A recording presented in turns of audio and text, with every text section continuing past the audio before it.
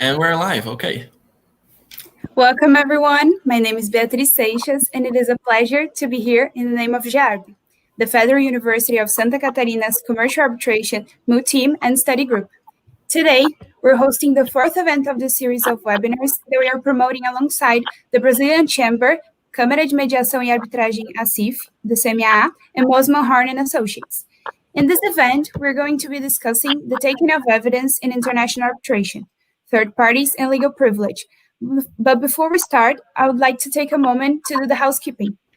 We'll have a moment for Q&A at the end of this webinar, so if you have any questions, just type them in the chat box below. And if you miss anything or want to see this webinar again, it will be available here on this channel. Now, our advisor, Professor Caetano, would like to say some welcoming words. Please, Professor. Good evening, everyone. I'm Professor Caetano Correa, and I would like to say that it's a great pleasure and a great honor for us to receive this today, Professor O'Malley, whom we thank very much for his availability and generosity to speak for us today. And I am sure that we will have a great time of learning and sharing, and that's it. I want to hear him by now. Thank you. Thank you, Professor. I'm sorry. Go ahead. Thank you, Professor. I, too, would like to thank Professor O'Malley for accepting your invitation to be here today. We are very honored to have you talk about such an important topic and bring this view of international arbitration to our case. To start, I will present our panelists. Mr. O'Malley is Professor of Law in the USC Gold School of Law, a partner at Music Pillar, author of many writings concerning international contracts and arbitration, a very experienced practitioner in the field of international arbitration, and has been appointed as an international arbitrator on multiple occasions by the Paris-based ICC International Court of Arbitration. I would also like to thank Mr. Leo for joining us today. He is a partner at Mosman Horn, in which he is the head partner of the firm's arbitration practice, an arbitrator at CMAA, and he's got his LLM from NYU in International Business, Litigation, and Arbitration. And he's also our head coach in the moot competition. I would like to send a special greeting to my colleague Igor, who is also a member of the team, researcher, and will be hosting this event with me. Please, Igor. Well, thank you, Beatriz. I too would also like to extend my gratitude to Professor O'Malley for accepting our invitation. I know I speak for everyone in JARB that this is a great honor, especially because, and I'm sure most of you already know, his work regarding international arbitration is highly regarded with academics and practitioners alike. For those of you who may not know his work, Professor O'Malley wrote Rules of Evidence in International Arbitration, an annotated guide, which discusses at length the IBA rules, and to which I am sure if you are competing in this year's Camarbi Moot competition, you have come across. I'm sure this will be a very productive discussion. Thank you, Bea. Bea, your microphone. I'm sorry.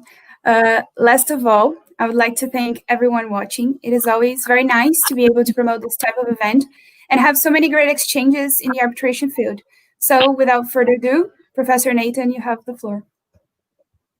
Well, thank you so much to Igor, Beatriz, Professor Correa, and Leo for inviting me to do this today. It's really fun to discuss topics like this, especially when you have an enthusiastic crowd and people that are interested in it, and it's always enjoyable for me, at least, to reach out and meet new people. We're doing all of that virtually these days. It used to be that we would get on a plane and fly somewhere and spend a day or two there, but now we do it over the webinar platform, and it is I find in many instances just as much interesting, fun, and just as interesting. So I appreciate the opportunity to do this. As was mentioned, I serve as a lecturer in law at the University of Southern California, where I'm on the adjunct professor faculty, but I'm also a partner in practice at the law firm of Music Pillar. And I wanted to just say that my experience in writing on this topic came from the fact that as a counsel in arbitrations, at the time, the first 11 years of my career was based in Europe, where I was practiced primarily out of the city of Rotterdam, where I was with a Dutch law firm where we had a large international arbitration practice. And over time, it became a frustration to me that we would continually be rehashing over and over again before arbitrators some of the principles and issues and matters of interpretation relevant to the IBA rules. It seemed like we would have the same arguments over and over again about what the IBA rules meant and how they were supposed to be applied. I am, and still to this day am an American, but I was working at that time in a civil law jurisdiction, which is, of course, the Netherlands is like Brazil, and it has its ultimate legal heritage in the Roman legal system, and as modified by our friends Napoleon and eventually the Germans as well had their input on it. And as an American who was working in that context, I was always intrigued by the different points of view on things such as due process and the taking of evidence, because the legal heritage that we all come from informs our point of view on what is considered fair. The ultimate question is, what is fair? Is it fair that I should be able to obtain evidence from the other side? For a common law lawyer, that is absolutely the fact that the case that you should be able to request all manner of documents and evidence from your opponent to help you understand your case. For the civil law trained attorney, of course, a lawyer, that is not true at all. One comes to litigation in a civil law context, hopefully with your case already prepared in one sense, in the sense that you have your evidence, you have you've talked to your witnesses, you're prepared to prove what you think you need to prove, and the burden of evidence as a result plays a very big role in civil law litigation. Who has the burden and how that is applied? Not as much in the common law context. We have what is in the common law world, or especially in the United States, an approach to these things that we sometimes characterize by the phrase, you shoot first and then ask questions later. And the idea is that you come and you file your case with the intention that all the evidence that will be there, that will be needed, will come through that process. That process will reveal the evidence. It's there through that process that you will be able to bolster your case significantly, if not even just prove it outright. And so those are the two diametrically opposite points of view that exist in the world between the two great legal systems. One can break down legal systems even further and have subdivisions and divisions, but for the sake of our discussion today, we'll just refer to the civil law and common law systems as essentially the two systems in the world that predominate. So the question that all of this is kind of an interesting discussion if we're sitting around having a drink talking about this at some legal conference, but where it becomes practical is when we come to the issue of international arbitration, because it is in that context that these two legal systems meet quite often. They meet in several ways. They can meet in the sense that the parties are from diverse jurisdictions that may represent both civil law and common law. The counsel can be from both common law and civil law. The arbitration tribunal may be divided between one or two common law practitioners and one civil law practitioner. All these people may be, or vice versa, just depends on the nature of the case. All these people will be in the same room working together to resolve a dispute. And the question is, how, with all of these convergent points of view, do we work out questions like the taking of evidence? How do we come to some kind of agreement on how evidence ought to be administered in the case? And this is the fundamental question underlying the development of common rules of evidence, which I'll get to in a moment. If for anyone who's done this work in any capacity for any amount of time, you probably will have an experience like the one I've just described. I can give you a real life example. Not too long ago, I was in a arbitration in Singapore, and I was there representing a European party. My opponent was, or the opponent opposite side was represented by a Korean lawyer who was co-counseling it with a German lawyer. The arbitrator was from Singapore. So in that one room, you had 5 different jurisdictions represented in terms of the number of people who had legal ideas from different jurisdictions. So how do we resolve that? How do we hope to do something that makes sense in those instances? That was the question that years and years and years ago started to confront arbitral tribunals that had been set up in the first part of the 20th century to resolve claims between nations and between citizens of nations. And ultimately, their position was that the local rules of evidence that apply in, let's say, a Brazilian court context or a US court context were inappropriate for international disputes. They shouldn't be applied. And from that original idea and those initial rulings and decisions started to develop a common approach to the administration of evidence that was balanced between the common law and the civil law traditions. Those ideas, which extend beyond the taking of evidence, but also go to issues of proving the case generally, such as does the case, do you use a lot of written statements in the civil law style in the arbitration? And the answer is yes. So they borrow, so common international arbitration procedure utilizes a lot of written statements, thick documents with lots of evidence being submitted together in briefs. We would call them briefs, but you would call them statements, submissions. And that's very much a common law style. If you go to a US court proceeding, you would be rare to see too many pleadings that go beyond the 20 pages. Whereas at double spaced with very few exhibits referenced. Whereas in a civil law proceeding, you could very well see 30 or 40 page documents submitted quite often. So in international arbitration, we use large written submissions. But in terms of evidence, ideas of compromise solutions began to develop over time, so that practitioners began to follow a common set of rules and approaches to proving the taking of evidence, and that included the way in which witnesses were questioned.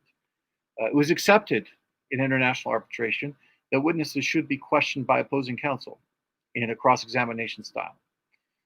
That's not something you will find in every civil law jurisdiction. Many civil law jurisdictions, it is the judge who does all the questioning. But in international arbitration, it was accepted that whereas the civil law approach to written documents might be used, or written submissions might be used in one sense, the way to question witnesses was going to allow for the common law style of cross-examination. Other areas began to develop as well that were common middle ground approaches, and that certainly was the case in the area of document production and discovery, or what we call discovery in the US parlance, but what we would call in international arbitration, document production. And so the approach to document production began to be written down by a committee that was formed by the International Bar Association in 1984.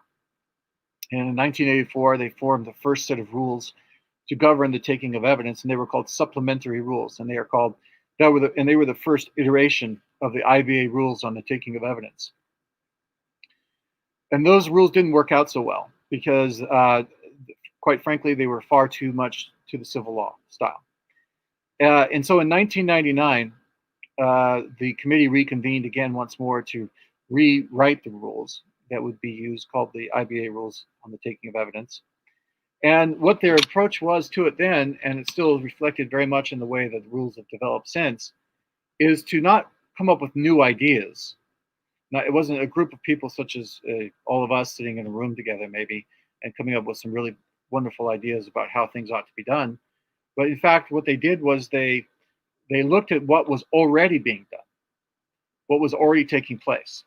Not only taking place between arbitrations involving civil and common law parties, but just generally taking place in international arbitration. These rules that they were working on could be applied as easily in an arbitration between a Brazilian and an Argentinian party as they could between a US and a Brazilian party. They were rules that started to reflect common international standards, a truly internationalized approach to dispute resolution that wasn't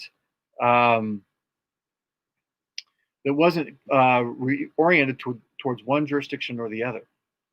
And so over time, and if you're a believer in the international approach to this, which I am someone that believes that common international standards are really the best way to go if we are going to, looks like we lost somebody there, but it looks common international standards are the best way to go if you're going to engage in international arbitration. And it's a code of conduct, and it's a set of recommendations that we ought to be following no matter where in the world we are. Now, we know international arbitration is flexible, and parties are free to come up with different approaches, to drop some things or use other things as they see appropriate.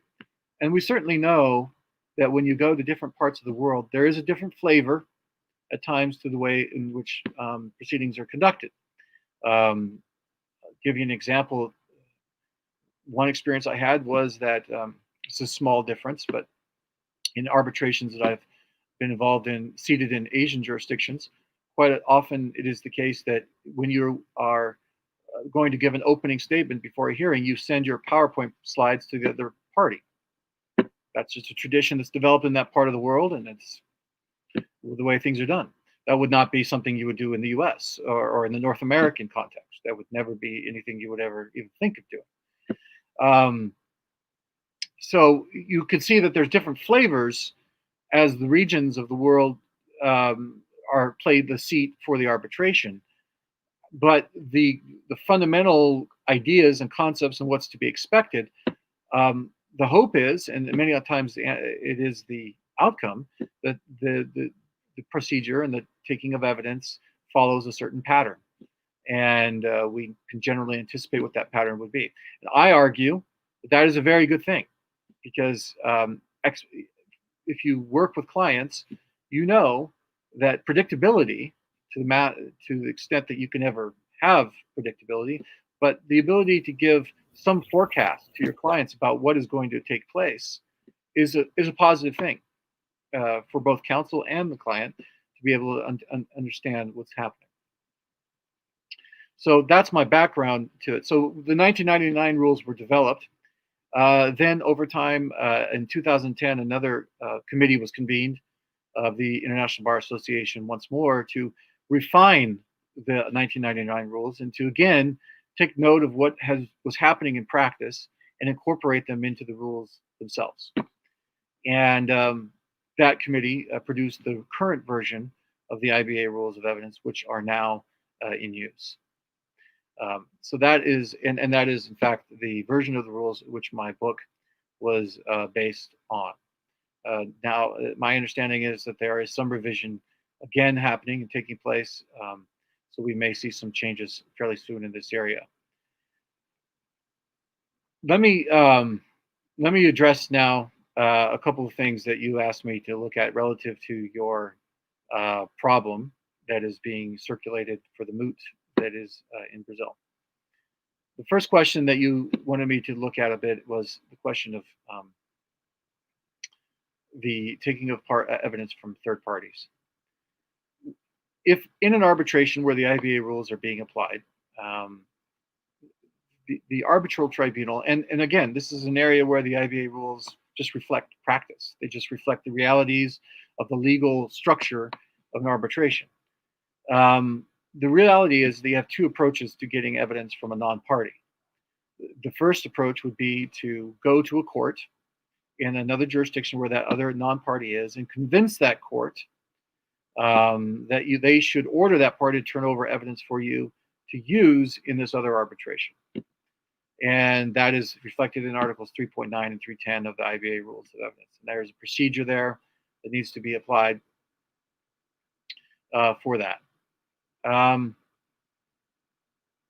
That's not what we're talking about here, though, from what I understand. The question that I think that has been posed in this current edition of the moot is more of the question of whether or not a tribunal has the authority to order a party to the arbitration to go and obtain the evidence from a related company.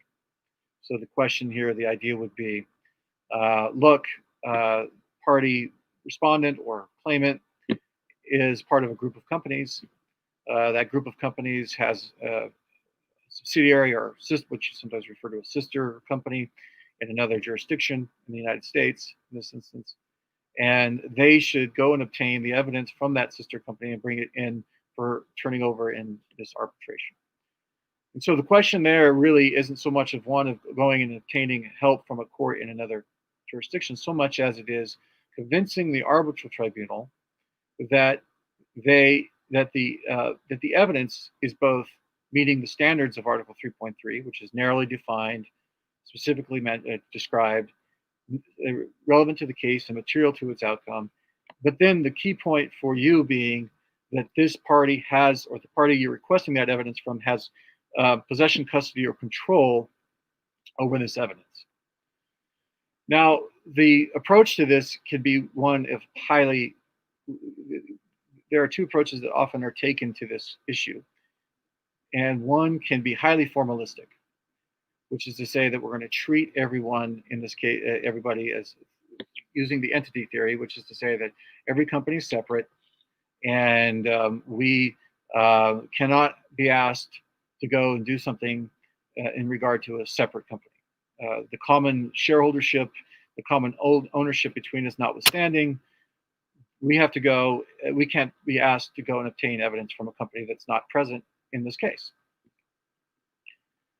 Then there's the more practical reality approach, and which is to say that arbitral tribunals have looked at, and this is the one that you most often see utilized in international arbitration, which is to say that tribunals will look at what's the reasonable expectation of a party that's part of a group of companies.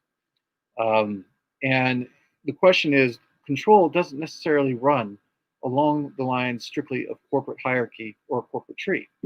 Control can, we know corporations are used for all manner of things in terms of the organization of a company's operations. It can mean that the companies have a lot of interrelated activity between them, in which case they act as a group unit. They will do projects in different parts of the world through different corporations, but the headquarters is always the same place. The corporate officers are interrelated. The common ownership is very clear. If those things are true, then oftentimes arbitral tribunals will look at this question very much from the practical standpoint of asking, why can you, if you could show that there's an interrelationship, the documents are material, they're specifically identified, they should exist, and you meet all that criteria, really at that point in time, the burden shifts to the party who is resisting document production. Because it's at that moment in time that a participant in the arbitration would have to say, or would have to demonstrate why it is that documents in the possession of an entity that they're continually in business with, continually working with, continually operating in conjunction with, is not within their control, is not within their ability to obtain the evidence. And so really you have a kind of a shift of the burden of proof at that point, because the party that has asked for the documents has been able to establish that this is something they should be able to do. And if that prima facie initial standard of proof is met, then the opposing side is faced with the explanation of providing a convincing explanation why that's not the case. So that's essentially generally how these things are applied. Tribunals are not able, really generally speaking, they are in the United States, but not in many other jurisdictions. They're not able to sanction a party for not producing evidence. But what they can do is they can draw an inference against that party if they don't do it. Now you have to establish the inference, which is to say that you have to establish that the documents are relevant, that they're going to probably show what you intend them to prove, and that they are. It's within the IBA rules, Article 3.3, the responsibility of the other side to produce those documents, and that they are aware that they should do it. And if you've established those factors, and you generally at that point in time would be able to at least make the argument that an inference should be drawn against that party, which is to say that an arbitral tribunal will accept that the documents would likely prove the point that you are providing or you are asking for them pursuant to. So if I say that you're going to show me a bank statement which says that you have the money, you have the bank statement, you should be able to get the bank statement, and you don't produce the bank statement, that means that you should draw an inference that you do have the money, because that's what the bank statement would show. So that's an example. Of course, those things are not automatic, and they're fact sensitive, and you would have to demonstrate, I think, fairly clearly that the purpose that the documents would be met. The documents would meet the purpose for which you're trying to introduce them. Okay, then there's a question about privilege. Privilege in international arbitration. Privilege is one of those really interesting areas of comparative law, because it's one of those places where you see that the world is very different in how it thinks about attorney-client privilege. In civil law jurisdictions, you tend to have privilege tends to be an ethical issue, which is to say a matter that's incumbent by the bar association. They say that that the lawyer is bound by his ethical obligations to maintain the secrecy of his client's documents, and then any violation of that tends to be something that is dealt with in an ethical context. And also it is the lawyer oftentimes who's seen as the one who kind of ultimately decides how the privilege works, whether the privilege is applicable, whether it should be applied, or how it should be applied, and so forth. And it's a lawyer's act that can waive the privilege. Whereas in the common law context, so the privilege is oftentimes seen to be held by the client. The client has to do something to waive the privilege. And so there's a great variety of different approaches to this issue. A lot of this is affected by, again, the taking of evidence. If you live in a jurisdiction where documents are not routinely produced and discovered by the opposing side as part of the litigation process, the chance that privilege takes on a much more narrow purpose, and is much more relevant really to criminal proceedings than anything else, but oftentimes it's a very narrow purpose. If you're in a jurisdiction where documents are being exchanged all the time and evidence is being turned over, then privilege becomes an issue that's very much affecting the evidentiary procedure. Because whether or not I can ask from a document from you or not can be affected by whether it's privileged. So that's why the rules have developed differently in different jurisdictions, because the context in which privilege is used varies widely between civil law and common law jurisdictions. So in the IBA rules, it was recognized that there might be instances in which privilege issues would arise. And most of the time, those questions come up in the context of attorney-client privilege.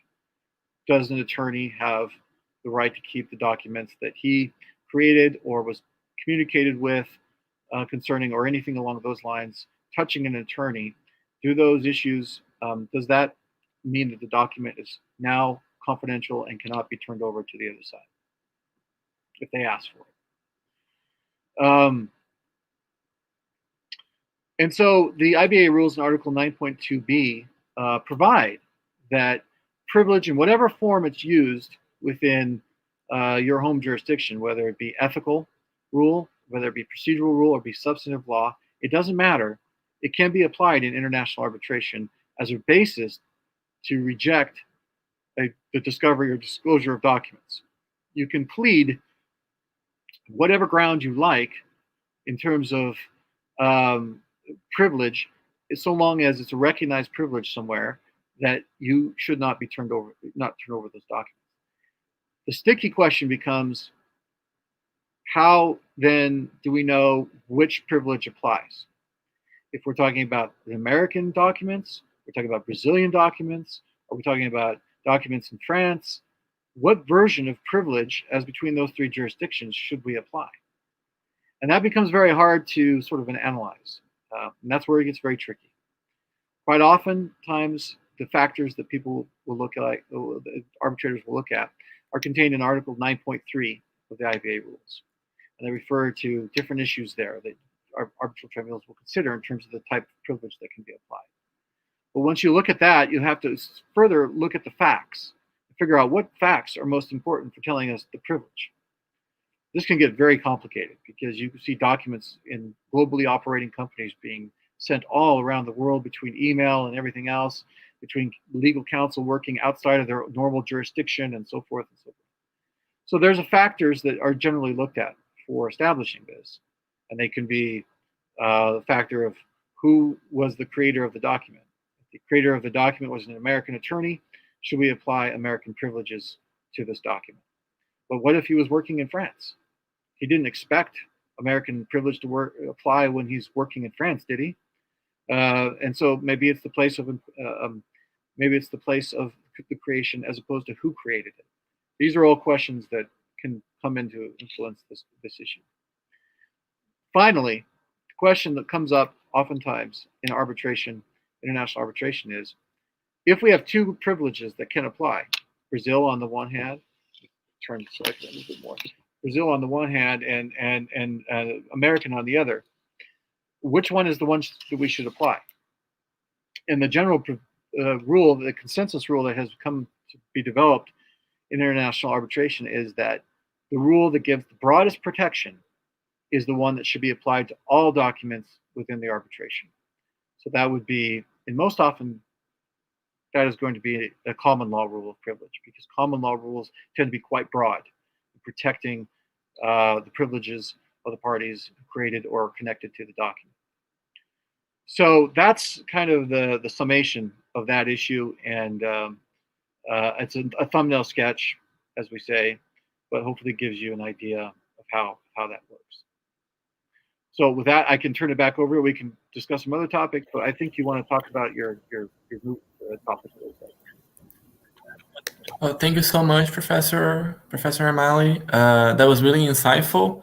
And before we move on to Dr. Liu's speech, me and Beatriz thought it would be interesting to go a little bit deeper into this year's CAMARB moot case, so everyone watching is on the same boat. I assume that most are people who are going to compete on CAMARB, but anyways, we prepared a PowerPoint presentation, no pun intended, to explain the case to both Mr. O'Malley and anyone who is not familiar with it. Let me just share it on my screen here, if I can.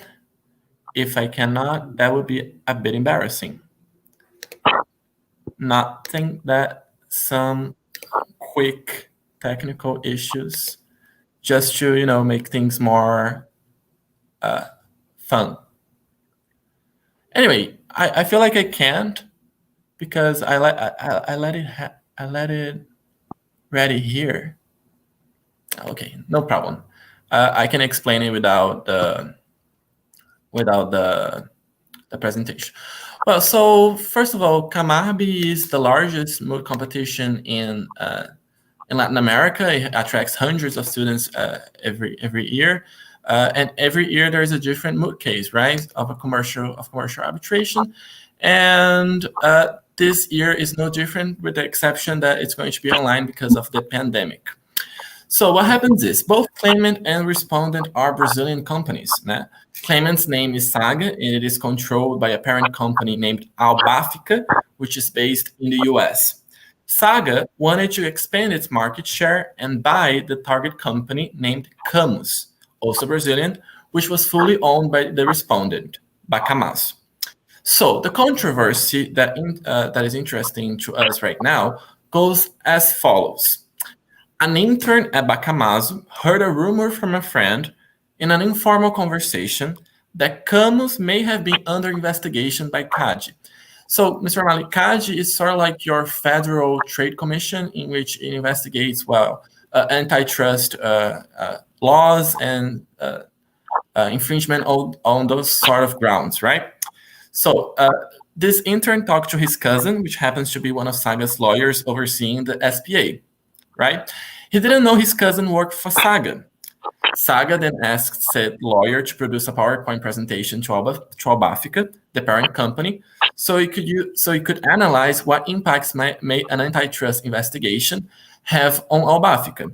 Because Albafica, on the other hand, the parent company of Saga, claimant, right, the seller, the buyer, had a deal with the DOJ in which, because of this deal with the DOJ, Saga was obligated to, Albafica was obligated to inform the DOJ of any antitrust violation in one of its subsidiaries. So Albafica and both Albafica and Saga asked for this investigation to see if Camus, the target company, was actually being investigated by CADE, and Bea can continue to the issues. Well, after seeing and analyzing this presentation, Albafica asked for a sandbagging clause to be included in the contract in order to close the deal. And Bacamazo is requesting this document right now because in order to demonstrate the bad faith of Saga during the negotiations. So since it had a prior knowledge, which here in the case we were discussing if it was a proper knowledge or if it was just a rumor. Oh, there it is.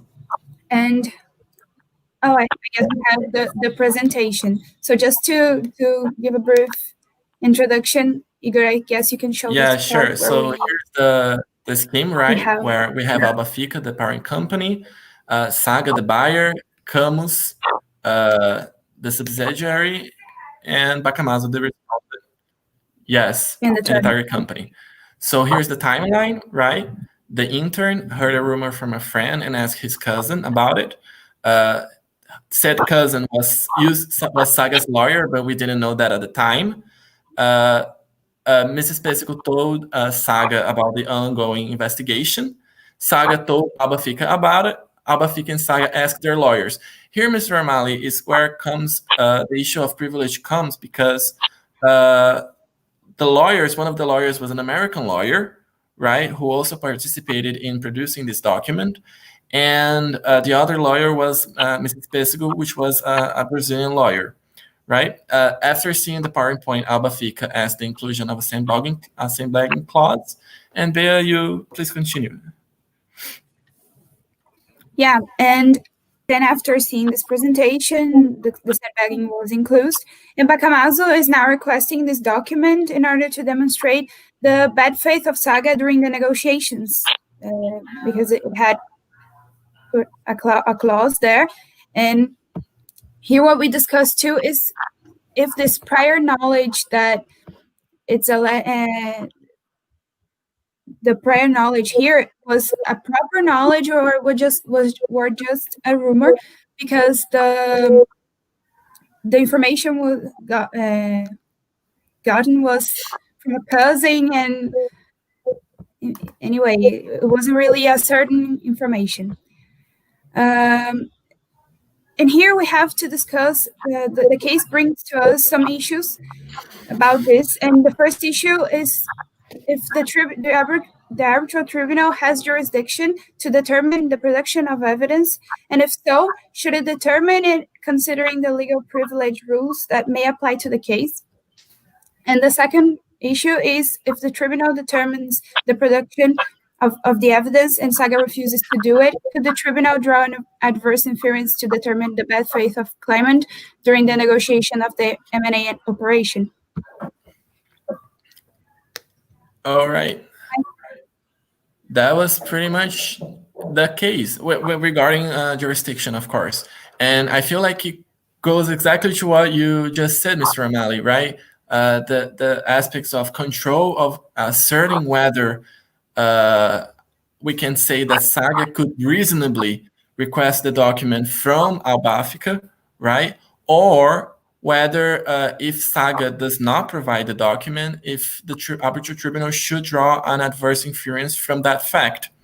The specific point on this issue is precisely because Albafica is on the U.S.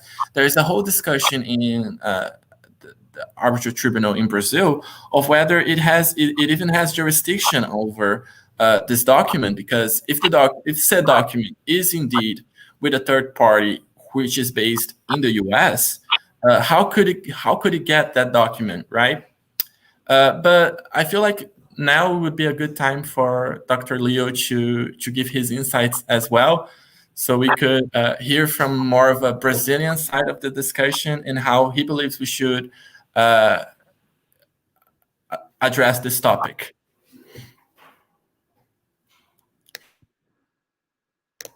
Mr. Leo, the microphone. Thank you, Igor. I'll be as short as possible so we can hear a bit more from Nathan. And I would like to begin by posing a question to be answered by Nathan later. The case is, there's no discussion that this is a domestic case, domestic arbitration case, and the seat of arbitration is Brazil. Therefore, I think that we can agree that in general, the law of the seat is the law that will govern the arbitration, okay? Nevertheless, the parties have agreed on the application of the IBA rules on the taking of evidence. And so the question that I would like to pose is, the fact that the parties agreed on the application of the IBA rules trumps the Brazilian Brazilian law on the issue of taking of evidence, because we have two different starting points here. If we assume that, yes, the IBA rules will trump Brazilian law on these aspects, so it's one approach, or no, there will be some kind of reconciliation between the IBA rules and the Brazilian rules. Because I know Nathan has presented us with a very interesting overview of these cultural clashes on international arbitration.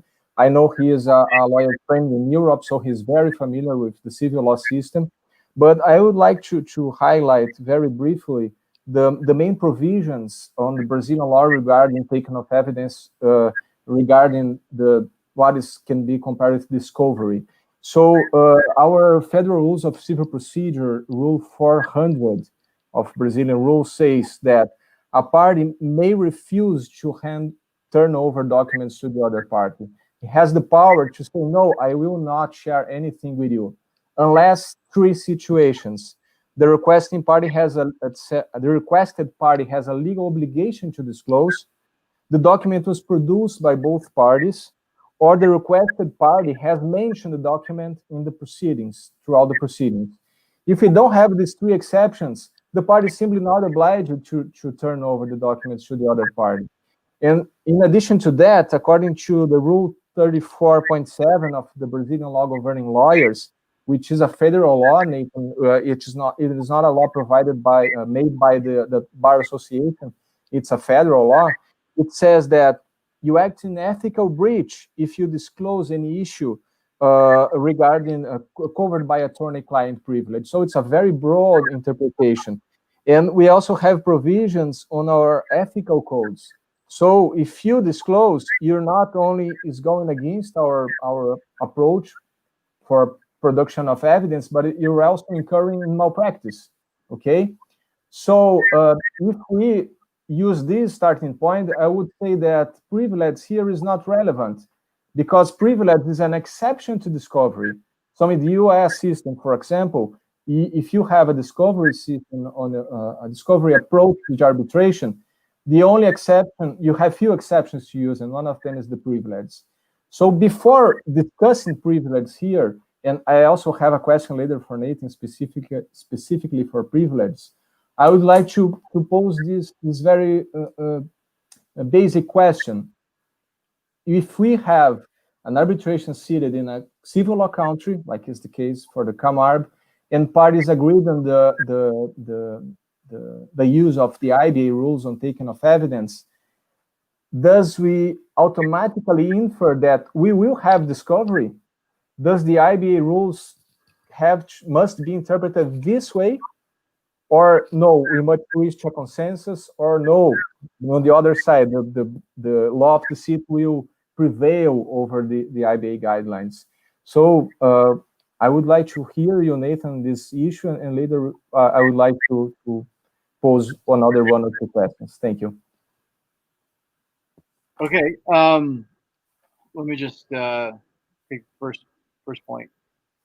No, the answer is no. You don't have to have document disclosure under the IBA rules. Nothing compels an arbitral tribunal to do that. The IBA rules speak to many issues. Document production is only one of them. And so if you agree to the IBA rules, it doesn't by implication necessarily mean that you have agreed to engage in the discussion, the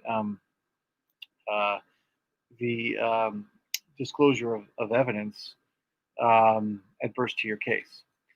So that's the first part, I would say, is simply the selection of the IBA rules is not by in and by itself a declaration that the parties have agreed to do that. And indeed, the arbitral tribunal always has, and the IBA rules reflect this continuously throughout their provisions, has control over this process to do what they consider to be appropriate. So that's the first point. The second point is relative to what rules govern, the Brazilian Civil Code approach or the IBA rules. A couple things here that I would, again, I'm not super familiar with your case. I've heard the brief discussion. But I would say that it's quite often the case that cases that are seated in a jurisdiction, that the test under the New York Convention to whether an arbitration is local, domestic, or international is predicated on more than one thing. It can be international because the parties are dealing with an international issue, even if they're both domestic. So quite often, as an example, if two parties are from the same jurisdiction, but the matter concerns an issue that is fundamentally cross-border, then the arbitration can be considered international, even if both parties, technically speaking, have a jurisdiction that's common between them. So you look to the New York Convention, you can see a definition of what is international there, and that can be an issue that can, because I know that Brazil is part of the New York Convention, so you'd want to look to that and say, okay, well, what is international according to that standard? So quite often, corporations, in order to do business in any jurisdiction, are required to operate through a local company.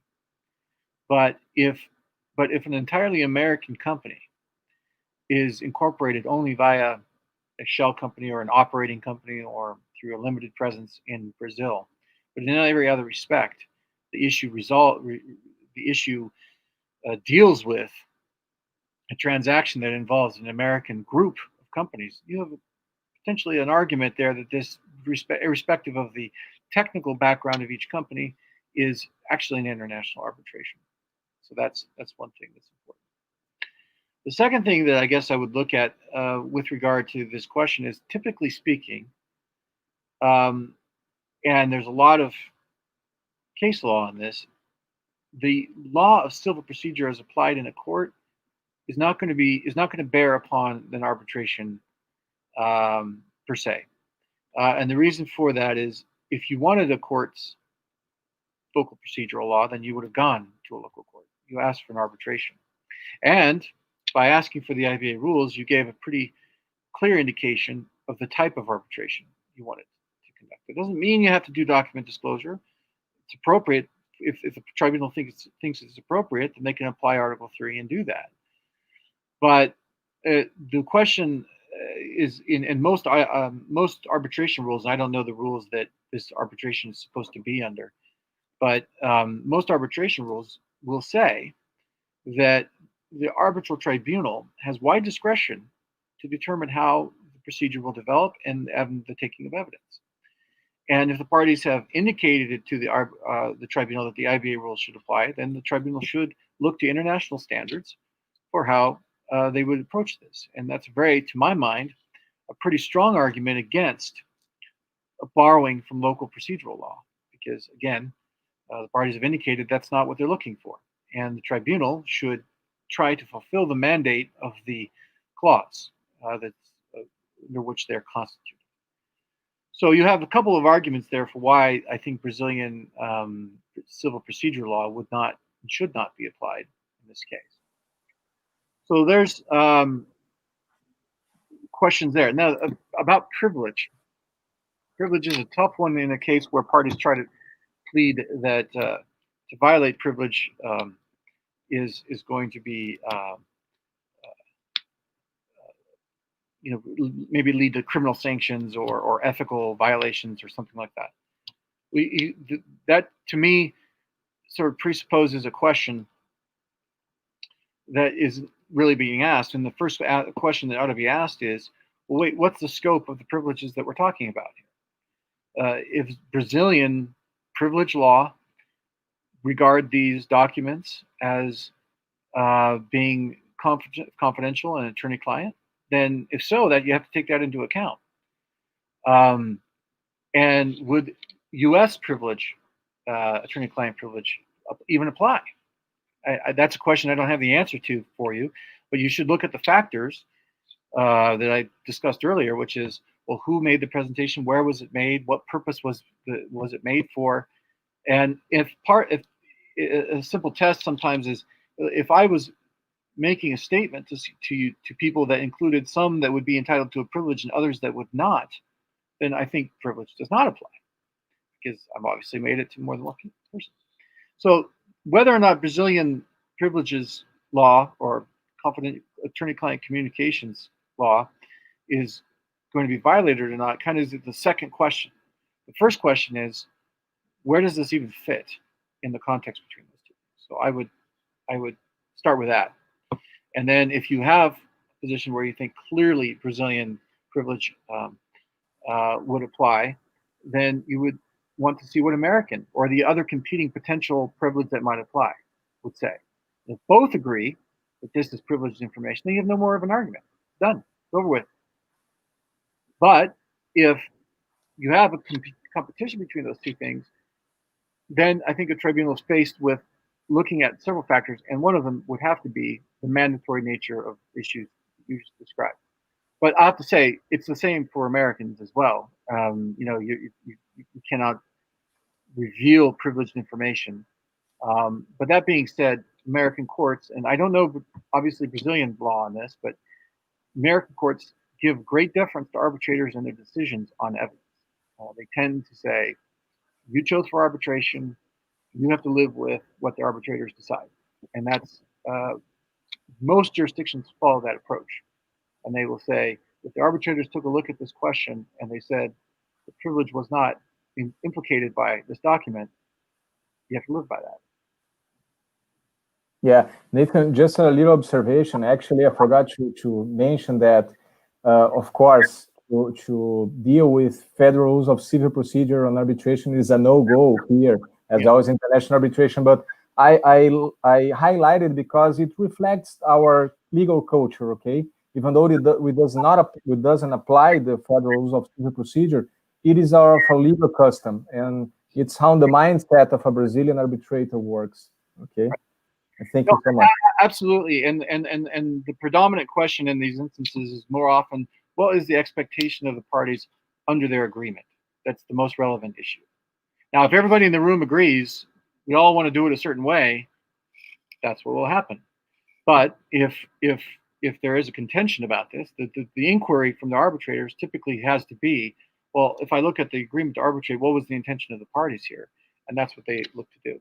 Now, briefly, I'll just you mentioned, does international arbitration or the IBA rules require to do document production? That's been much of the controversy over the development of the Prague rules, which we talked about before the start of the program, The Prague rules have come about as sort of the civil law alternative to the IBA rules, which is a misnomer because the IBA rules were developed by civil law practitioners together with common law practitioners, and they're applied every day of the week in jurisdictions that are city or arbitrations in which there are two civil law parties. They're just applied a little differently, maybe, because the arbitrators are looking at what the expectations of the parties are. And they say, well, look, these are two civil law parties. They should probably not expect wide-ranging discovery or disclosure under the IBA rules. And that is fine. And that's how they're applied. I've been in many arbitrations where I can think of one just not too long ago between a Dutch and a Japanese party. And here we are doing document disclosure requests under the IBA rules. Why? Because the parties felt it was appropriate. And it was entirely fine. So the Prague rules have a lot of problems with them. I could briefly talk about them, but they have a lot of problems with them in the sense that they have a number of statements in the Prague rules which say the arbitrator shall do this and shall do that. And then 3 articles later will say, but if one of the parties objects, then the arbitral tribunal cannot do it. So it's kind of, the point and the purpose behind it becomes lost when you do that. The other things that are difficult with them is that they speak to issues of mediation, issues which are not commonly considered part of an evidence, and they're incomplete in that they don't have document production objections, even though they do admit in some instances document production should take place, or could take place rather. There's just a number of things about them in the past that when I've been asked to sort of critique them, I generally criticize them for. But here's the first and foremost thing, and here's this. The IBA rules came about because of practice. It's because what people were already doing. The Prague rules came about because a group of people didn't like that and came up with some new ideas. Now, you and I and all of us could come together and come up with some great ideas. But does that make those ideas soft law? Generally not. What does make something soft law or useful or persuasive is the fact that it reflects practice. And the IBA rules reflect practice. And so you can't put them on the same level. You can say one is a group of ideas, that's fine. But the other one reflects practice, and therefore earns a lot more weight in terms of reflecting what ought to be done in a certain situation. And practice tells us what's a good idea, separates good ideas from bad ideas, and that's why they have the weight behind them that they do.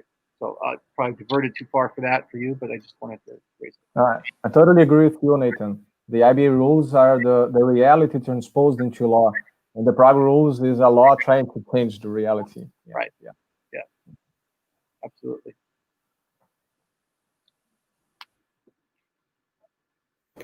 Well, Dr. Leo, if you would like to pose the other privilege question. No, Igor. I feel like we don't. I think you have short time here. You should use the floor to bring up or raise some issues that you have.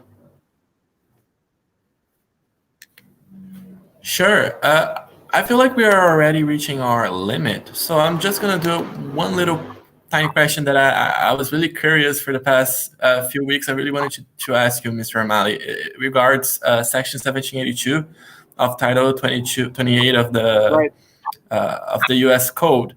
Because let's suppose that the arbitral tribunal does not agree with agrees with the thesis of control. Does not agree with the thesis of control. Ryan says, "Oh, the evidence is only with Alba Fica, which is in the U.S." Right? Let's suppose that happens. What do you believe that the arbitral tribunal could do? Could it use Section 1782? I know it's a controversial topic.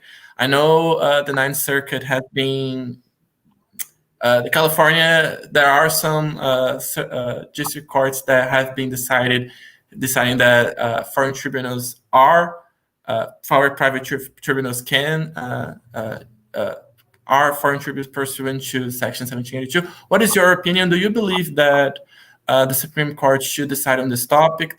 What is your opinion on what is the interpretation, the right interpretation of the statute? And more importantly, do you believe it is good for international arbitration that foreign proceedings should be able to use discovery in the US since it's so broad, right? What impact does that have in companies based in the US, which are like could be subjected to this very broad discovery from a foreign proceeding happening, let's say, in Brazil? I'm sorry. Let me just put it to you this way. Got excited. Whether or not a tribunal under that section encompasses an arbitration taking place in Brazil is a question that has actually been considered by courts, and there's conflicting points of view on it. And ultimately, I think probably the U.S. Supreme Court does need to clarify that question. They did open the door to discovery in the Intel case, which allowed for this section to be used in some arbitrations, not all arbitrations. So that's the first point. Second point is, there's one thing I think that you have to consider, and I think this is an important point that people miss. The IBA rules have a very important impact upon the application of that section, and that is this. Under the IBA rules, it says that a party that seeks to go to a court, under, as is 3.10, seeks to go to a court and obtain assistance in gaining evidence, has to first apply to the arbitral tribunal before they do that. And routinely now, over and over and over and over again, American courts are looking to the IBA rules to see if that requirement is complied with.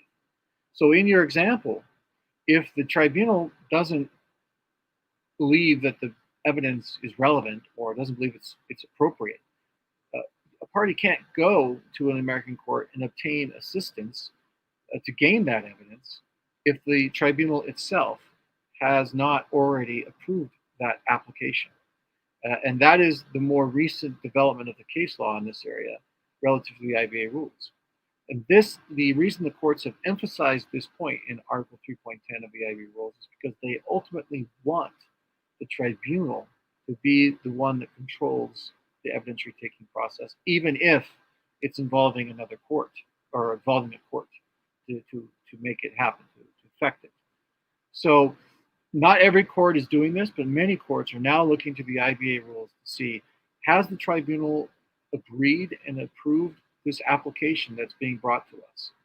And if the tribunal does do that, then they're open to the idea of applying 1782, notwithstanding the definition of what constitutes a tribunal.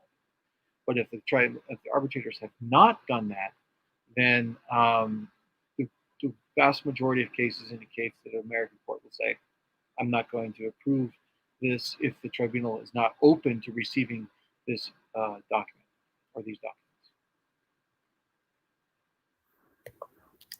Okay, if you would allow us just one more question, Beatriz has got one that she really wanted to ask. Nathan, taking in consideration what you discussed about control, I would like to ask if the idea of control is understood differently when we're talking about electronic documents. Electronic documents. Well, I think electronic documents are even. Yeah, I think electronic documents does have an impact upon the question of control. If is the case with many groups of companies, they share common email databases and they share common document databases, even though they're different corporate entities. That is a question that very much goes to establishing that control is either present or not present. So let's assume let's just pick a company that's a really big company in the world, Google. If I'm Google Brazil, and when I look into my database, it's just the Google database for the entire world. My email is the same as everyone else's. My access is the same as everyone else's. Doesn't matter if I'm Google Brazil or Google France. Then you have a very strong argument that control is there. Because even despite the fact that you are Google Brazil and not Google France. The fact is you look to the same electronic database for your information, for the documents, for the emails, for whatever it is that you think that you're trying to obtain. Okay, thank you, Mr. O'Malley. Well, everyone, I'm afraid we can't keep Mr. O'Malley with us much longer because we've reached our time limit. Thank you, Mr. O'Malley. We look forward to one day seeing you in person and hosting another one of these events right here in Florianopolis. It's a very sunny city, lots of beaches. Although you are from California, so I'm sure you're pretty used to that as well. Where they are. Well, you're more than welcome then to visit us at any time when all of this craziness and pandemic times ends. Again, everyone, thank you so much for being with us. This video will stay here on Kashifi's YouTube channel if you like to share it, if you like to discuss it afterwards. Again, I would like to promote Mr. O'Malley's book, which is very helpful for practice, for academic studies, and also for the MOOC competition. Let me just get the name correctly again. It's oh my god. Here, Rules of Evidence in International Arbitration, an annotated guide. Is it in the 3rd edition, Mr. O'Malley? The 2nd? Okay, so we've got the 2nd edition. You can buy it on Amazon, I'm sure. And that's it. Thank you so much, everyone, and see you next time. Thank Bye. you. Bye-bye. Thank you. Bye-bye. Good night.